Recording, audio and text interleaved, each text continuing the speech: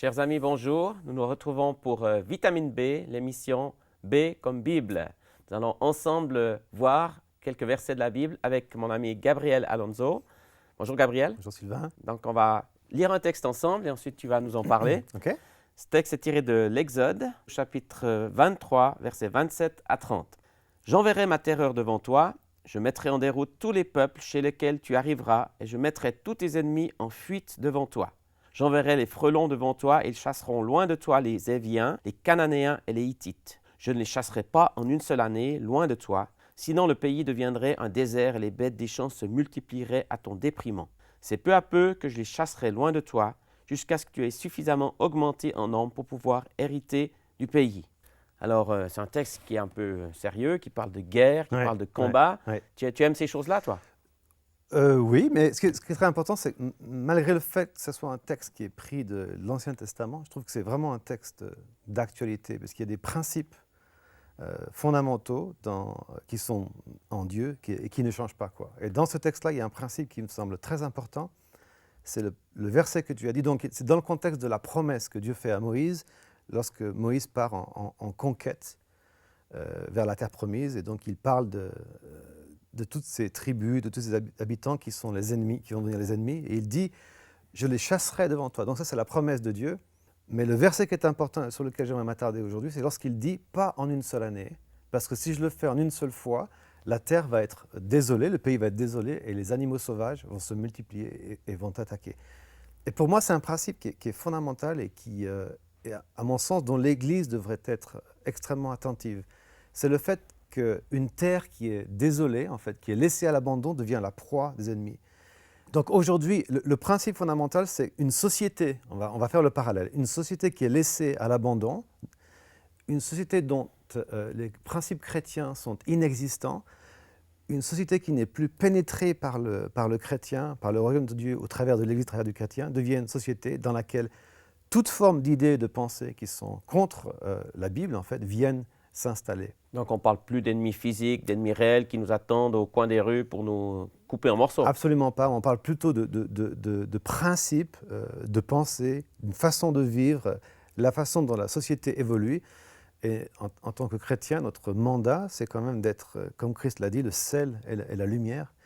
Donc si on s'enferme dans nos églises, si on joue à l'église et on laisse cette société comme une terre abandonnée, délaissée, il y a plein d'autres pensées qui vont venir s'immiscer, qui vont venir remplir ce terrain, quoi, remplir la société. Et c'est vraiment ce qu'on voit aujourd'hui avec le New Age, avec même l'islam. En Angleterre, on a un problème très, très, très concret par rapport à ça, où en fait, l'islam joue presque le rôle que l'Église devrait jouer, c'est-à-dire qu'il prend tous les postes clés de la société pour pouvoir la changer et l'influencer, quoi. Donc ces principes qui sont pourtant anciens de l'Ancien Testament, tu les vois tout à fait actuels? Ils sont absolument très très actuels. Il faut qu'on arrête de s'enfermer, mais qu'on revienne à notre mandat premier. En fait, c'est un texte qui pourrait être mis en parallèle avec ce commandement de Jésus. Allez et faites des nations mes disciples. Il n'a jamais dit restez là où vous êtes et les nations viendront vers vous. Il a dit allez, quoi. Et encore une fois, si nous n'allons pas, nous laissons la société, nous laissons la terre abandonnée, désolée, et l'ennemi vient et s'y installe, quoi. Ce que j'appelle l'ennemi, donc, c'est d'autres courants de pensée, contraires à l'Évangile, contraires à la parole de Dieu, viennent, s'y installent et portent du fruit. Donc on a toujours un mandat de s'occuper de quelque chose. Dieu nous a confié un terrain, finalement, on est des gérants. Absolument. Le chrétien doit prendre... Dans ses pensées, doit prendre ce concept en main et réaliser qu'il a un ministère et que son ministère, c'est peut-être là où il se trouve. Je dis souvent en convention, en conférence, je parle à des gens qui sont, par exemple, instituteurs, institutrices. Je lui dis, mais quel ministère vous avez? Et l'idée du ministère, souvent chez le chrétien, c'est d'être un pasteur ou un conducteur de louanges. Toi, tu sais bien ça, hein, tu es souvent confronté à ce problème-là. Tout à fait. Et je dis aux gens, mais là où vous êtes, sur votre lieu de travail, c'est votre champ de mission et c'est votre ministère. Donc je pense qu'il faut casser cette pensée qui est profondément ancrée chez le chrétien, que le ministère, c'est forcément un travail dans l'Église. Quelquefois, on entend des gens qui disent « Ah, mais il me tarde de rentrer à plein temps dans le ministère ». Et je me souviens d'un jour d'une directrice d'école qui me dit ça. « Il me tarde de rentrer à plein temps dans le ministère ». Et je lui ai dit « Mais mais vous êtes à plein temps dans le ministère, parce que là où vous êtes, vous avez une influence beaucoup plus importante que si on vous prend, on vous isole, on vous enferme entre quatre murs d'église, et puis voilà, on fait de vous quelqu'un qui n'a plus aucun rôle dans la société, alors que c'est là que Dieu vous appelle à être. Et puis, est-ce que c'est Dieu qui va tout faire? Dans ce texte, il dit qu'il va mettre les ennemis en fuite, puis en même temps, il va les laisser pendant quelque temps. C'est assez intéressant, ce paradoxe. Oui, parce que, ce que Dieu veut dire à Moïse, il va dire je veux te laisser le temps que tu grandisses en maturité, grandisses en compréhension, pour que tu puisses garder cette victoire. Et d'occuper une terre, c'est une chose, de la posséder, c'est autre chose. Et dans la pensée de Dieu, il y a deux choses différentes. Tu peux occuper, mais posséder quelque chose, c'est vraiment le posséder, c'est construire dessus. Ça veut dire qu'on n'obtient pas toutes les choses en une fois, comme ça, la conversion, tout est merveilleux, puis on a tout. Exactement. Et puis il y a une facette de ce texte qui est intéressant aussi, mais ça c'est un deuxième principe. Même dans le domaine, quelquefois, de la transformation, Dieu ne nous donne pas tout de suite tout, parce qu'il veut qu'au fur et à mesure, on comprenne l'évolution, et il veut souvent qu'on comprenne la racine de notre problème. Je parle de certaines situations où l'individu, même sur le plan physique, a des difficultés, sur le plan mental, il a des difficultés, sur le plan émotionnel. Le Seigneur veut nous donner une victoire, mais pas tout de suite. Il veut qu'on comprenne d'où vient la racine du problème, afin qu'à notre tour, nous puissions aider d'autres personnes. Et Dieu est un fin économe. Quand il fait quelque chose, il veut que ce qu'il fait en moi puisse être prolongé dans la vie d'autres aussi. Il ne fait pas tout, mais il ne nous laisse pas nous débrouiller complètement non plus tout seul. Donc, quel est son rôle par rapport à notre rôle? Le pourcentage? Je dis tout le temps, Dieu fait ce que tu ne peux pas faire. Mais souvent, il ne fait pas ce que toi, tu peux faire. Donc, ça nous responsabilise. Absolument. Finalement, on a Ce du travail. texte-là nous met devant une responsabilité d'aller occuper, d'aller prendre possession, d'aller... et par l'amour du Christ, il ne s'agit pas d'aller et puis de créer de problèmes, mais par l'amour de Christ, de véhiculer cet amour sur notre lieu de travail. Et c'est très actif. La foi chrétienne est une foi qui est active. Il n'y a rien de passif. Voilà. Et je veux souligner aussi une chose, parce que souvent la question m'est posée, on me dit, tu comprends, oui, en Angleterre, peut-être que c'est différent, en France, on n'a pas le droit de faire de prosélytisme. Et à chaque fois, je reprends cette pensée de François d'Assise qui disait, prêchez l'évangile, prêchez à tout prix l'évangile, et seulement lorsque vous êtes obligé, utilisez des paroles. Donc il voulait bien dire, ce qu'il voulait dire, c'est que ce que tu es parle plus fort que ce que tu dis. Donc certains nous écoutent et pensent, mais moi je ne peux pas parler de Jésus dans ma classe, dans mon école, je peux parler de Jésus dans mon travail, au bureau, mais ce que tu es parle plus fort que ce que tu dis. Donc tu peux être Jésus, tu peux émaner la présence de Dieu sans avoir à prononcer une parole, sans avoir à évangéliser dans le terme, dans le sens où on l'entend d'habitude, quoi. Donc, en fait, la Bible nous enseigne qu'être chrétien, c'est du travail, quoi. C'est se mettre en route, c'est C'est être bosser. actif. C'est un pèlerinage, on commence et on continue à avancer.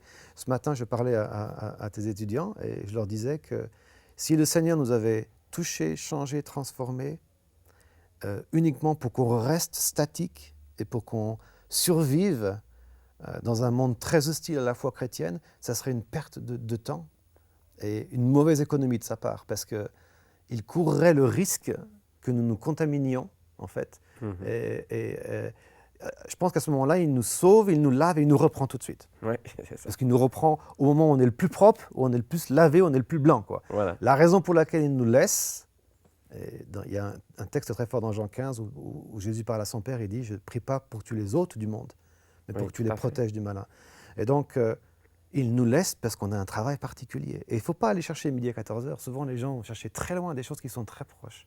Là où tu es, dans les milieux dans lesquels Dieu te met, ton travail, c'est ton champ de mission. Là, tu peux briller, là, tu peux parler de Christ. Et tu peux vivre des choses extraordinaires. Et c'est ton terrain, c'est à toi de l'occuper. Et si tu ne l'occupes pas, d'autres vont le faire. Puis la question du temps, là, il parle, je ne chasserai pas en une année. Est-ce que tu arrives à nous donner une définition un peu du temps, de cette lutte, de ce combat, de cette maturité? Je pense que ça dépend beaucoup de nous. C'est une chose que Dieu veut nous dire. Et j'allais dire, plus vite on les comprend et plus le temps est raccourci, quoi. Quelqu'un me posait la question ce matin, il me disait, mais quand même, le peuple d'Israël a quitté l'Égypte, 40 ans, c'est long quand même. Et j'ai dit, c'est très long, d'autant plus que le début de Deutéronome nous dit que le trajet d'où il partait jusqu'à la terre promise, c'est un trajet qui était normalement fait en 11 journées. Donc 11 jours ont pris 40 ans. Ce qui a transformé 11 journées en 40 années, c'est uniquement la désobéissance du peuple Oui. et le fait qu'il n'a pas voulu accepter la discipline, dans le bon sens je parle de discipline, hein, La formation. la formation que Dieu voulait. Il voulait les faire grandir en maturité. Et il se trouve que 4 siècles d'esclavage avaient vraiment formaté leurs pensées et ils ont eu du mal. Chaque fois, ils regardaient en arrière. Souviens-toi des textes qui disent, mais en Égypte, on avait à manger, on avait à Ben, boire. C'est Et à un ça. moment, Dieu s'est fatigué, quoi. Il a dit, bon, ok, cette génération ne rentrera pas dans la promesse de Dieu, quoi. Donc, malgré tout, il faut persévérer, pas se décourager, voir Il le faut temps comme un bon élément plutôt qu'un élément négatif. absolument. Et puis, remettre les choses dans leur contexte et revoir, en fait, un petit peu l'exemple que Christ nous a laissé, en fait. L'exemple que Christ nous a laissé est un des exemples les plus magnifiques et les plus prenants, quoi. Et une des choses qui, pour moi, est importante, c'est la façon dont l'Église s'est un petit peu égarée dans sa façon de voir Jésus. Et passer trop rapidement sur l'humanité de Christ. L'humanité de Christ est très importante. Oui. Très importante. Jésus a traversé cette terre en tant qu'homme. Il a vécu en tant qu'homme et il a démontré en fait que l'homme pouvait vivre selon l'obéissance et selon le cœur de Dieu. Souviens-toi du texte qui nous parle de la tentation de Jésus dans le désert. Tout à fait. Hein. Qu'est-ce C'est très qui s'est parlant. passé? Dans la tentation, le diable est venu et il a dit à Jésus, « Si tu es le Fils de Dieu, fais que ces pierres se transforment en pain. Mhm. » Donc, la question est, est-ce que le diable doutait du fait que Jésus était le Fils de Dieu? Bien sûr que non. Bien sûr que non. Donc, Satan savait très bien que Jésus était le Fils de Dieu. Donc, qu'est-ce qu'il essaye de faire? Quelle est la nature de la tentation? Moi, je crois que la nature de la tentation, ce que Satan essaye de faire, c'est de disqualifier Jésus et de l'empêcher de devenir le rédempteur de l'humanité, de l'homme. C'est la raison pour laquelle chaque fois que le diable intervient, Jésus répond par « Il est écrit que l'homme ». Donc qu'est-ce que Satan essaye de faire? Il essaye de faire en sorte de forcer Jésus à utiliser ses pouvoirs divins. Mhm. Si tu es vraiment Dieu, utilise tes pouvoirs divins et change ces pierres en pain. Et si jamais Jésus ne résiste pas à la tentation, si Jésus devient ce Dieu, en fait, s'il utilise ses pouvoirs divins, il est disqualifié. Il ne peut plus devenir le rédempteur de l'humanité parce que c'est en tant qu'homme qu'il devait passer ce test-là. Donc c'est il veut le possible pousser pour à nous. être Dieu, mais il lui dit ne rentre pas dans l'humanité, ne rentre pas dans ton ministère de fils de l'homme. Alors pourquoi c'est important dans le contexte de ce dont on parle aujourd'hui? C'est parce que c'est exactement la même stratégie que Satan utilise aujourd'hui. Il dit aux chrétiens à l'église, reste dans tes murs, reste très spirituel, va à l'église dimanche, va aux réunions de prière. Je ne suis pas en train de dire qu'il ne faut plus aller à l'église, plus aux réunions de prière. Mais ce que Satan essaie de faire, c'est de créer une fausse spiritualité. Tu n'es pas un problème si tu restes dans ton coin. Par contre, si tu viens tremper ton nez dans l'humanité, dans la société, là tu commences à faire en sorte que l'évangile s'incarne dans le monde dans lequel on vit, et là tu deviens un réel problème. Là tu occupes une terre, et là tu deviens un souci, quoi. Bon, c'est tout un programme. Ouais. Merci Gabriel pour ces partages, ces échanges. Avec grande joie. Une bonne vitamine pour chacun de nous. Okay. Au revoir et à bientôt. À bientôt.